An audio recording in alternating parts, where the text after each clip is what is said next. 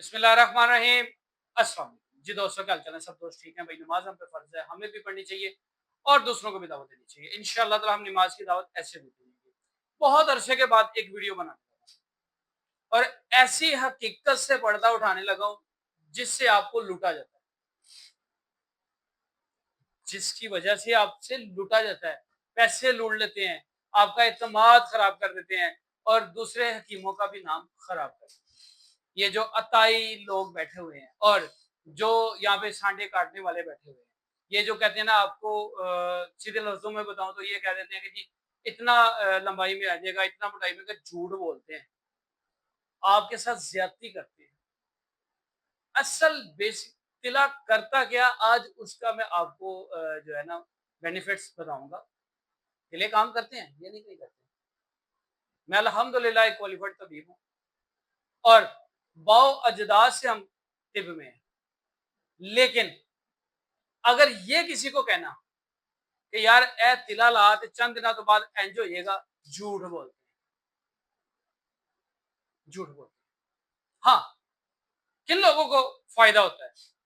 जिनकी अभी एज 16 साल है, 15 साल है, 14 साल है, अभी उनकी हाइट बढ़ रही है, कद उनका निकल रहा है, पंजाबी च दसा दे कद वधदा पिया है, बावां वधदियां पईयां ने, लत्तां वधदियां पईयां ने, ते फिर हर शै वधदी है ना। अगर उसकी ग्रोथ उस दौरान रुक जाए, फिर ਉਹਦਾ ਇੱਕ ਟੈਸਟ ਹੁੰਦਾ ਹੈ, ਠੀਕ ਹੈ? ਉਹ ਹੁਣ ਇੰਜ ਨਹੀਂ ਦੱਸਾਂਗਾ, ਉਹਨਾਂ ਹਕੀਮਾਂ ਨੂੰ ਓਪਨ ਚੈਲੰਜ ਹੈ, ਦੱਸਣ ਮੈਨੂੰ ਥੱਲੇ ਕਮੈਂਟਾਂ 'ਚ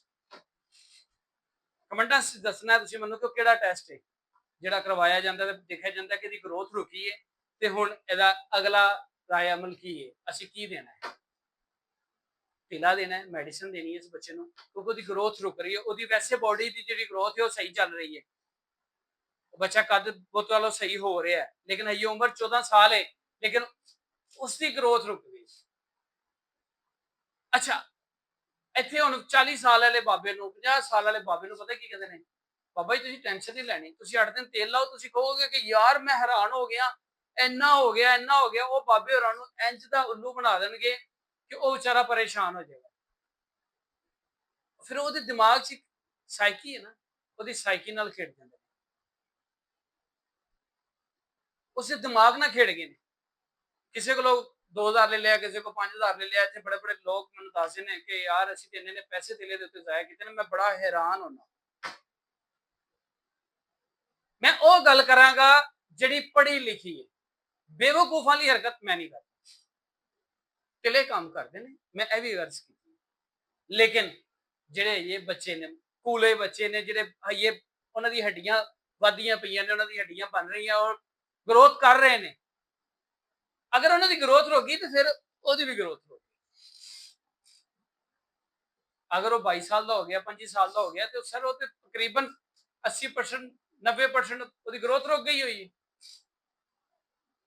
ਇੱਥੇ ਮੇਰੇ ਕੋਲ 5 ਮਿੰਟ ਪਹਿਲੇ ਇੱਕ ਬਾਬਾ ਜੀ ਬੈਠੇ ਸਨ, 56 ਸਾਲ ਉਮਰ ਹੈ ਉਹਨਾਂ ਦੀ। ਕਹਿੰਦਾ ਮੈਂ ਤਿਲਾ ਤਾਂ ਲੈ ਕੇ ਜਾਣਾ ਜੇ ਤੂੰ ਗਰੰਟੀ ਦੇਵੇਂ ਕਿ ਵੱਡਾ ਹੋਏਗਾ। ਯਾਰ ਕੀ ਦਿਮਾਗ ਹੈ ਯਾਰ। ਤਿਲਾ ਕੀ ਕੰਮ ਕਰਦਾ ਹੈ ਹੁਣ ਸੁਣੋ। ਤਿਲੇ ਪਏ ਨੇ ਮੇਰੇ, ਮੈਂ ਇਹਨਾਂ ਦੇ ਤੁਹਾਨੂੰ ਬੈਨੀਫਿਟਸ ਵੀ ਦੱਸ। ਸਭ ਤੋਂ ਪਹਿਲੇ, ਅਗਰ ਬਲੱਡ ਸਰਕੂਲੇਸ਼ਨ ਨਹੀਂ ਹੋ ਰਹੀ, ਬਲੱਡ ਸਰਕੂਲੇਸ਼ਨ ਨਹੀਂ ਹੋ ਰਹੀ ਤੇ ਤੁਸੀਂ ਅਗਰ ਤਿਲਾ ਯੂਜ਼ ਕਰਦੇ ਹੋ, ਉਹਦੇ ਅੰਦਰ ਕਲੋਟ ਆ ਗਿਆ ਹੈ, ਉਸ ਦੀ ਹੀਟ ਨਾਲ ਉਸ ਦਾ ਕਲੋਟ ਖਤਮ ਹੋ ਜਾਂਦਾ ਹੈ ਔਰ ਬਲੱਡ ਸਰਕੂਲੇਸ਼ਨ ਕਰਨਾ ਸ਼ੁਰੂ ਹੋ ਜਾਂਦਾ ਹੈ ਔਰ ਤਣਾਅ ਪੈਦਾ ਹੋਣਾ ਸ਼ੁਰੂ ਹੋ ਜਾਂਦਾ ਹੈ, ਜਿਹੜੀ ਚੀਜ਼ ਜ਼ਿਹਨ ਤਸਲੀਮ ਕਰਦਾ ਹੈ।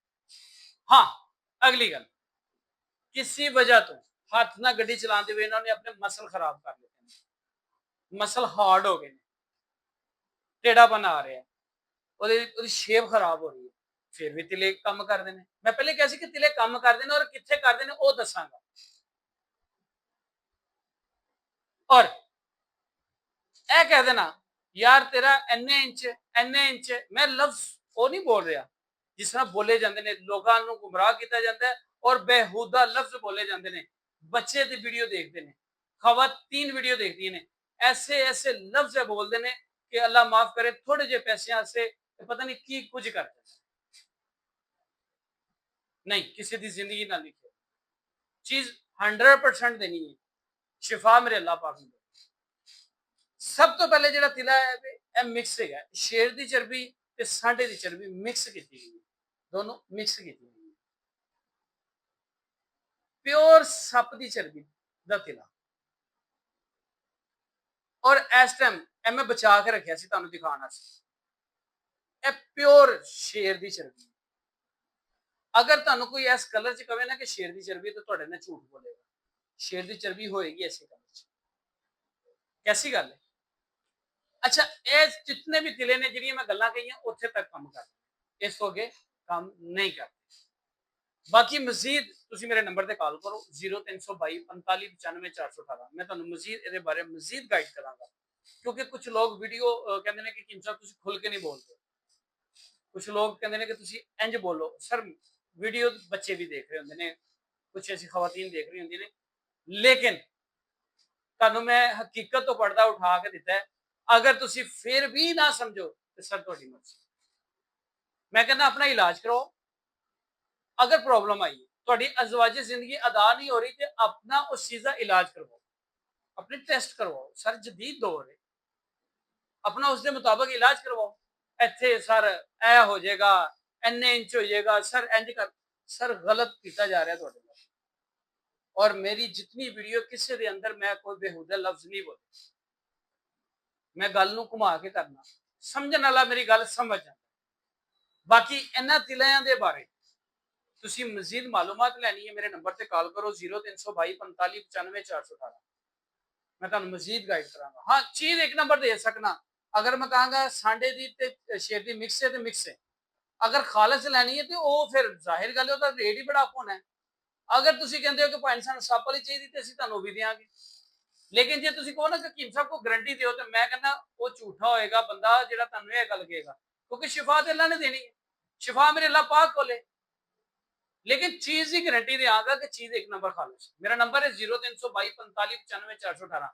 बाकी गल्लां कॉल ते करांगे। दुआओं च याद रखना। अस्सलाम।